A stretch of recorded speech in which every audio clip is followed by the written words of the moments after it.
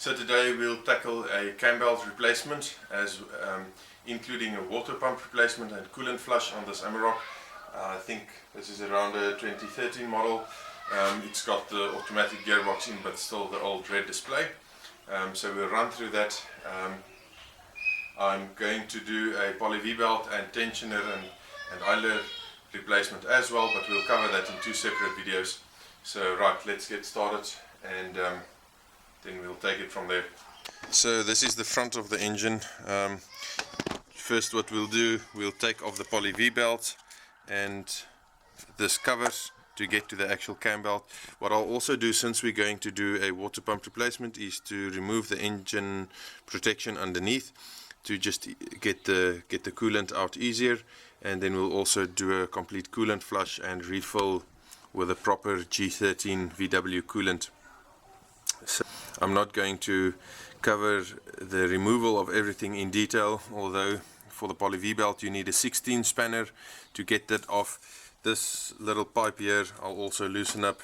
That's taking some spline bit socket or some spline bits, and then this pulley here, the dampener at the bottom, that one will also remove, and that's some of the only bolts that you do not get in the Cambelt kit, but you do need to replace them because it's stretch bolts.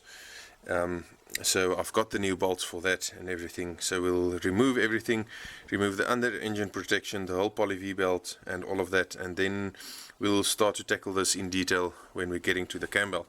Now, I have previously on my own Amarok, I've actually removed this fan here, which gives you a little bit more space, but honestly there's more than enough space to work in here, and it is quite a hassle to remove this, so we'll just continue and do it like this. It should be very quick.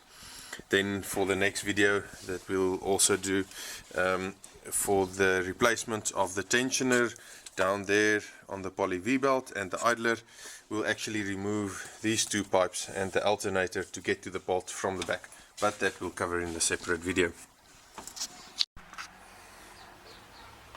Okay, so I have decided to actually not remove the under engine protection.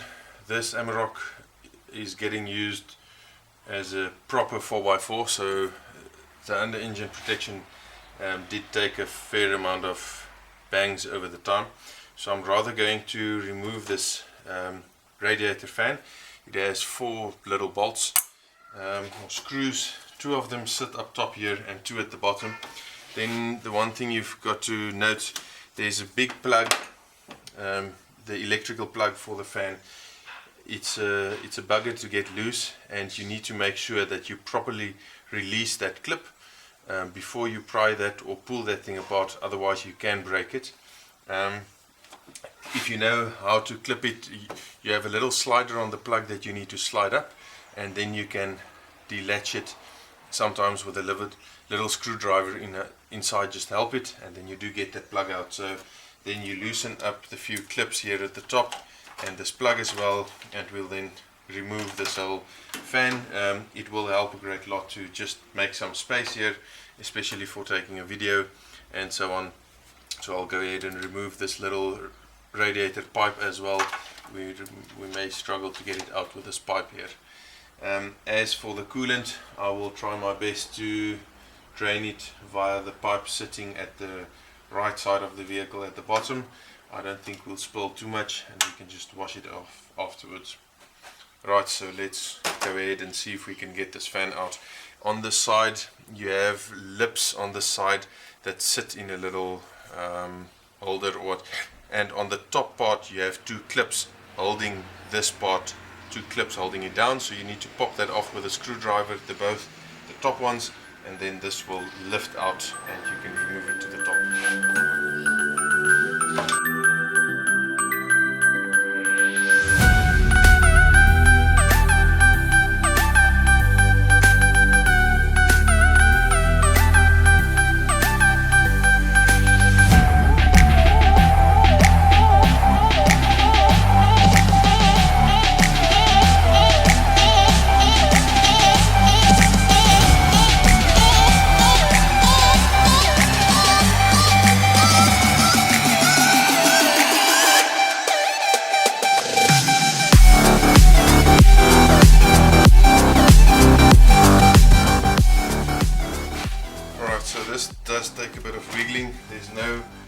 specific right or wrong way to remove it, but it does take a bit of wiggling and patience to make sure that nothing gets snagged and that you carefully remove this.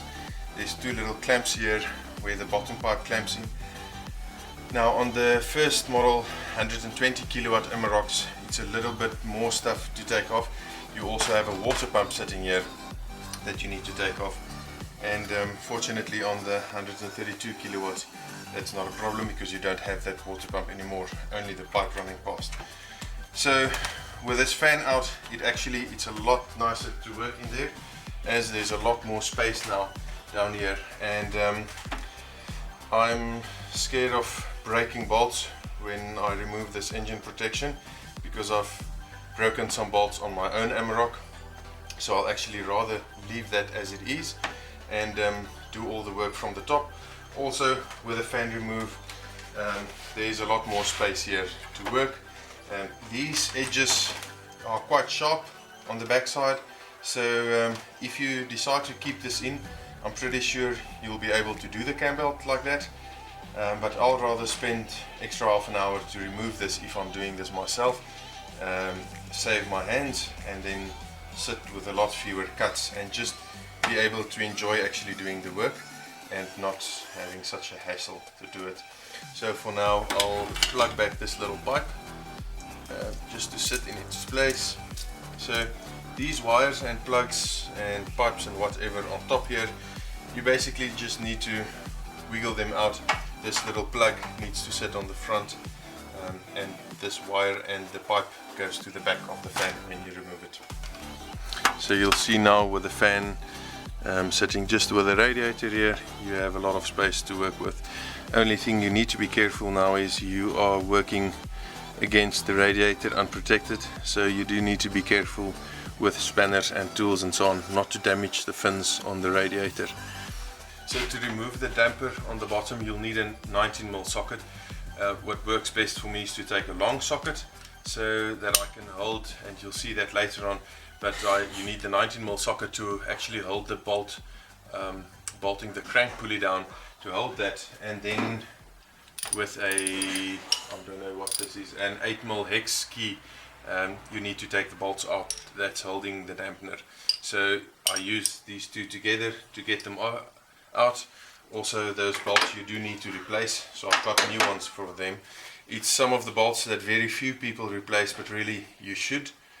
They are torqued and rotated afterwards, and also the VW manual clearly states the bolts need to be renewed. Okay, so this is the vibration dampener. It's not just a pulley, you'll feel it's quite heavy, and there's also a rubber between the inner part and the outer part, and you'll see it's got a specific locating hole there and a little knob on the crank pulley, so you can only fit this one way. I actually made a mistake. It's not a hex bolt, it's a number 10 spline bit you need to use to release the bolts on this. We'll go through the torque specs when we put it back together. The next part you'll see, so this is your main cam sprocket.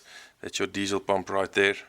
That's one of your bigger rollers, and then this is your tensioner sitting right here.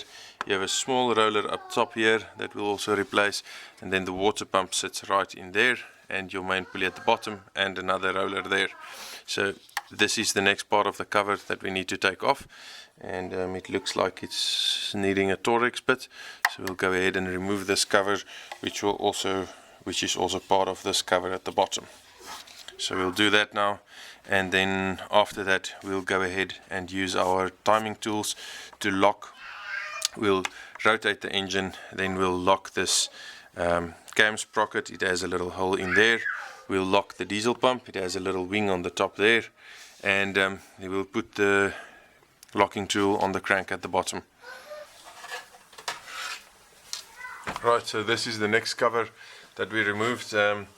So you'll see you have 5 bolts that looks like this. They need a number 30 Torx bit to release them or to screw them out, and also to get this out you need to take a bolt out that's sitting right there holding this little pipe in place, and that bolt uses a number 12 spline bit to get it out. So we are sitting ready now, basically with everything off. Just change the camera view. So there's the whole cam belt is visible as we need it and accessible. On the cam belt, as I've mentioned before, you do get all the nuts and that bolt and the 2 nuts on the rollers. Actually, the 2 bolts, one right there and that one, and the 2 nuts, you get that with a cam belt kit. If you buy the tensioner and the rollers separately, you need to get that bolts and nuts as well, as you need to replace them. So next up, what we'll do, we'll rotate, and for that you need a number 19 socket, but the one with the small grooves. We'll put that on the bottom on the crank. We'll rotate the engine to top dead center. So note that you can rotate the bottom one twice for every 1 rotation of the camshaft pulley. So you need to make sure that you can lock this first, and then after that you lock it at the bottom to make sure that we've got top dead center. Just a quick one before we get started. To do the cam belt change, you do need the correct tools. You can't do this if you just have a set of spanners and a set of sockets in your toolbox. This is a very cheap timing kit that you can get online. You need the crank timing tools and these pins. You can possibly use other pins. I know a 5.9mm drill bit will also work for these pins, although it is nice to have them. I'm going to use my VW locking tool, but I have checked the tool in this set does line it up perfectly. The tool that you will need for this is the VW T150 tool with a little mark, and I'll quickly unscrew this, with a little mark sitting right at the knob right there. There is another tool with a mark sitting there, the T10100, but that's not for the Amarok. So you do need to make sure that you have the right tool. If you don't have the right tool, you're going to make a stuff up. And then also, while talking about tools, a set like this does work quite nice. This one does need a good clean, that you've got all your hex bits, your spline bits and your thorax bits, because you do need a lot of spline bits on these VWs. So it really does help to have the proper tools. And then also you will need the correct torque wrench to torque everything up again. Alright, so we've got this crank locking tool in the bottom in place.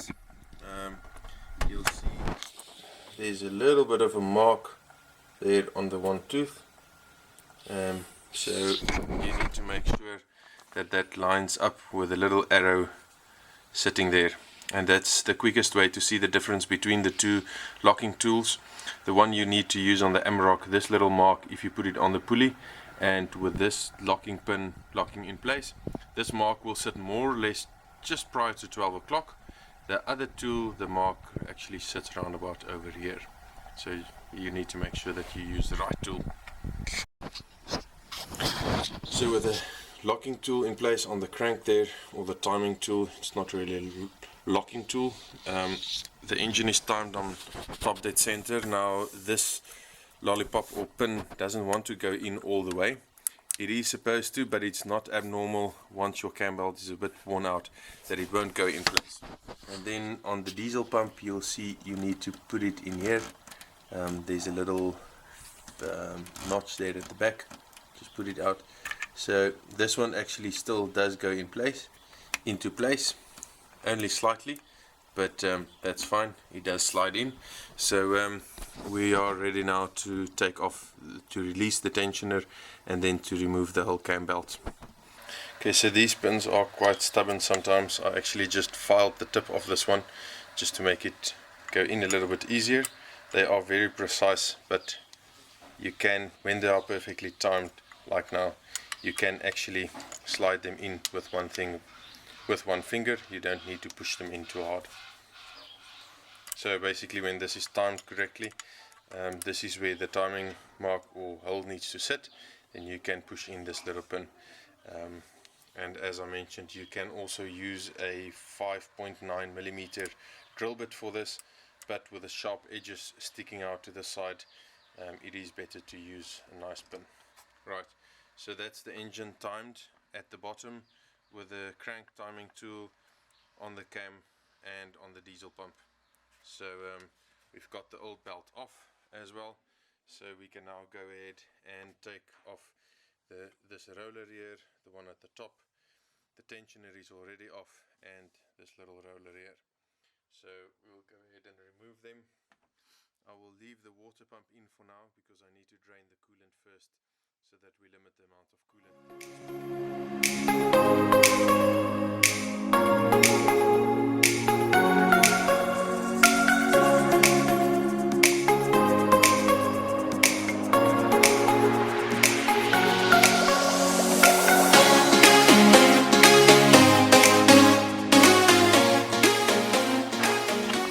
So just a quick one, once we have all the rollers off. They are all quite different, so you can't really get them mixed up, but normally the smallest one sits at the top. You can see the face that's a little bit that you can see is machined is the one that goes to the side of the engine, and the other side with the part number on is the side that goes towards you, and this one takes a bolt. Then you've got your main idler, which is quite a heavy pulley. That one goes right there next to your diesel pump. You can't get that wrong either. It also has a different size bolt than the other one, so you can't mix that up. And then the medium sized one, you'll see, has an end sticking out.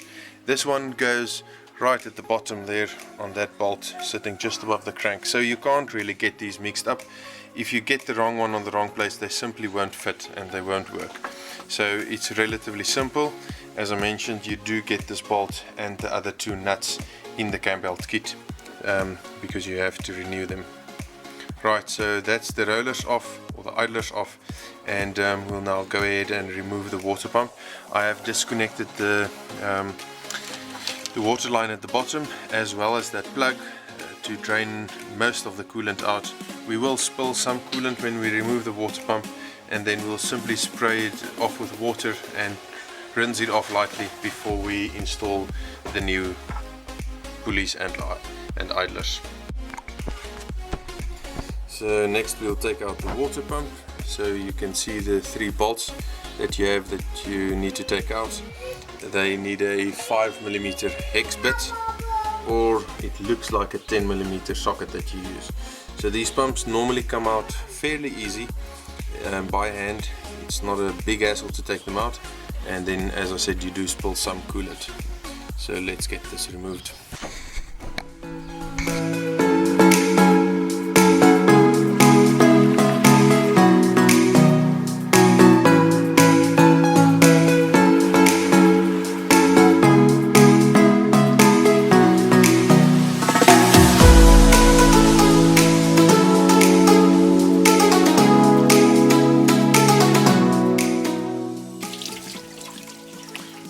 And this is the old water pump out. You do see that you do spill a lot of coolant, so get a nice big bucket and don't let it run down the drain. So yeah, this is the old water pump out. We can now go ahead and install the new water pump, and then after that we will rinse everything down and install the Cambelt. Alright, so this is the VW water pump that I got, brand new. And a lot of people go and buy aftermarket water pumps. I would actually go with a genuine one. I know in South Africa currently your VW water pumps is in any way the same price or cheaper than most of the aftermarket stuff. So yeah, I think on critical parts especially, I normally stay with the manufacturer parts. Also on the surface that this O-ring seals in the block, you need to make sure that's nice and smooth. If you use the correct coolant, then you would not have any corrosion on there. If you use the wrong coolant or water or whatever, then you might have to clean that sealing surface before you install the pump. So I also like to work with my laptop right here in the engine bay with the manual open on the laptop, and it's then easy for me to you see that the coolant pump bolts, I need to torque at 15 Newton meters. So we'll go ahead, install the coolant pump. We can reuse the old bolts, you don't need new bolts for that, and we'll torque them up. So this torque wrench is actually spec'd a little bit high, so I'll grab the other one. I'm quite pedantic about torquing the bolts to the correct values, so we'll use the small little torque wrench to torque the bolts for the water pump. Right, so that's the sealing surface that I talked about, that you need to make sure is nice and smooth so that the O-ring can properly seal on there. Otherwise you might have a leaking water pump, which you don't want.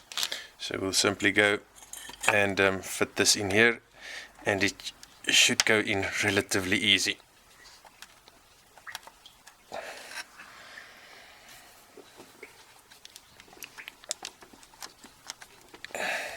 Right, and that's it. Now we'll put the bolts in and torque them up.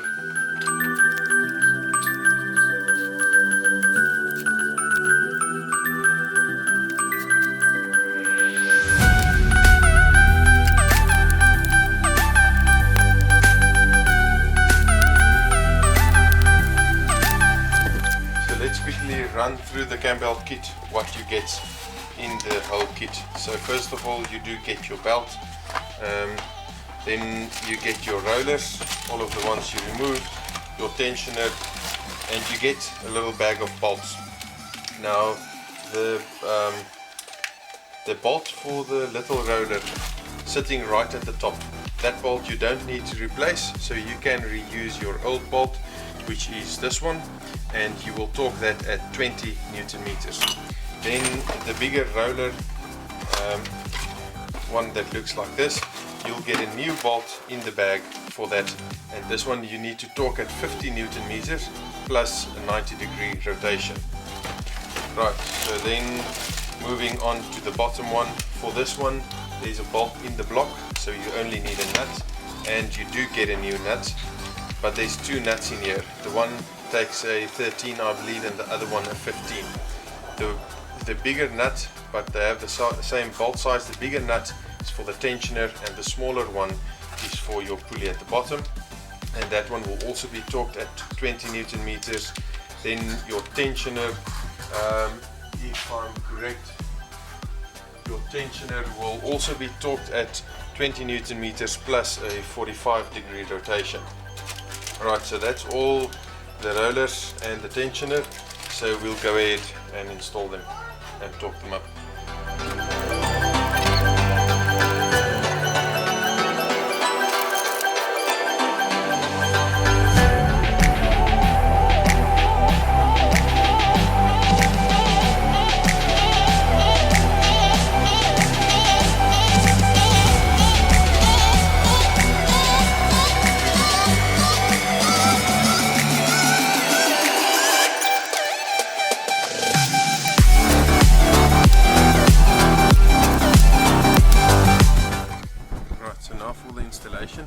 Just to recap, we've torqued this top bolt with using the old bolt at 20 Newton meters, this one with a new bolt at 50 Newton meters plus 90, the bolts on the water pump at 15 Newton meters, and the new smaller nut on the bottom roller at 20 Newton meters.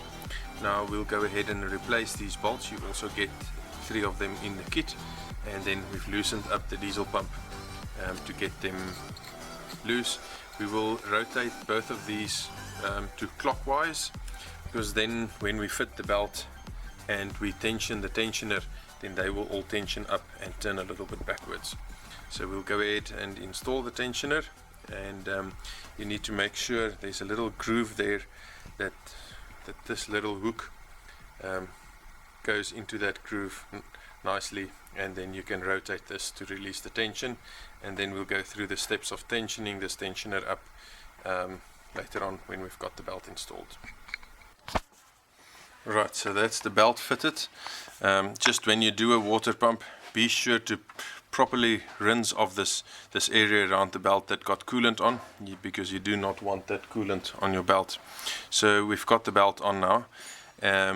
Everything is still locked in place, and what we'll do next is to rotate this clockwise so that you can see that little mark there needs to go to the end of that little gap round about there, and then when it's in that spot we'll tighten that bolt on the tensioner that will keep it in that position, and then once that's tensioned we will torque up these bolts and the ones on the diesel pump, and when that's done we'll remove all the timing tools. We will give the engine 2 rotations and then we'll check the timing again. But so what you do with the new belt is you move that to the end of the gap there. There's a little window there, and the little arrow needs to go to the end. So as the belt ages, it can release tension or still keep the tension while moving back. So we'll do that. This bolt, or this nut rather, this is the bigger one that you get, supplied also with a kit. You'll torque that to 20 Newton meters plus 45, but I don't want to rotate that before we've made sure that the timing is correct. So I'll torque that up to 20. I'll then rotate the engine, make sure the timing is correct, and only when I'm satisfied with the timing, then I'll actually go ahead, check the torque for 20 Newton meters, and then rotate it a further 45 degrees. Right, so at this stage we'll go ahead and tighten these bolts and also the ones right there on the diesel pump, and only after those bolts are tightened we will remove the locking tools, the spin little here, the spin there, and the timing tool down below on the crank, and turn it over to see if we have the timing perfect. What I've learned over the Cambelts that I did was that you have a much better success rate if you pull this timing tool out slightly, and then actually you lock the top bolts just before you are able to slide this locking tool into place. It is literally not even a millimeter. It should just not slide in. And then when you tighten the bolts and you do the 2 rotations with the tension being taken up in this side of the cam belt, if you lock the tool then you are much more likely to get the pins in the first time. Otherwise what you do is you slide this in, you have your 2 locked at the top, then you tension your tensioner and lock them, and then you can do the 2 rotations and see when you slide this locking tool in if you can get the 2 pins in. If you can't, you loosen up everything and you do it again until you get it right. After a few times normally you do get the knack of it, and then only after the timing is perfect do you go and do your 45-degree rotation on these bolts and on that nut, and yeah, then you are done with the cam belt. Right, now I've had to do this about 3 times this time, but at the end this is what you're looking for. You're going to be able to, now this one you need to wiggle out a little bit. You need to make very sure about the mark there on the pulley, that lines up with that mark. But once you've got that done, you want to see this, you want to be able to lock that one in place, and you want to be able to push this locking pin in. I can get this one in as well. It is a little bit tighter, but it does line up. But the most important ones are your crank timing tool at the bottom, which you sometimes need to wiggle a bit so that one fits and that the timing pin at the top fits. Then well, the timing is pretty much perfect. I know a lot of people don't do the hassle to do it 2 or 3 times, but I quite like to get it precise so that I know the timing is perfectly on time. So what I'll go to do now, since this is all timed up, I will go ahead and just check my torques on all the bolts. This one I know I've done, so I'm not going to check that because it's got a rotation, but I'll check this one, I'll double check that one, and then I'll go ahead and do the rotation on these and just check the torque on these, which are 23 Newton meters. 20 plus 45, 20 plus 45, and 20 on the bottom one. So yeah, that's basically it for the timing belt, or for the cam belt.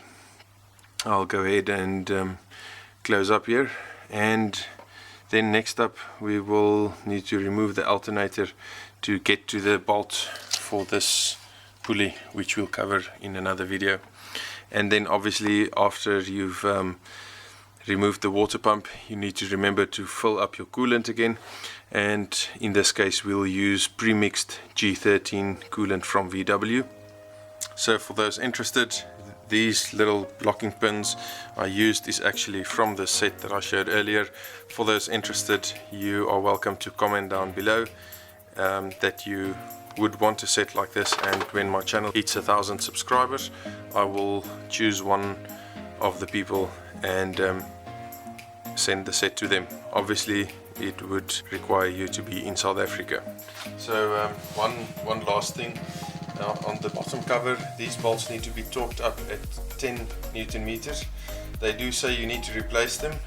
I don't see a reason for it. This is not a mechanical working part, and also it's not a stretched bolt, so there's no reason to renew these bolts.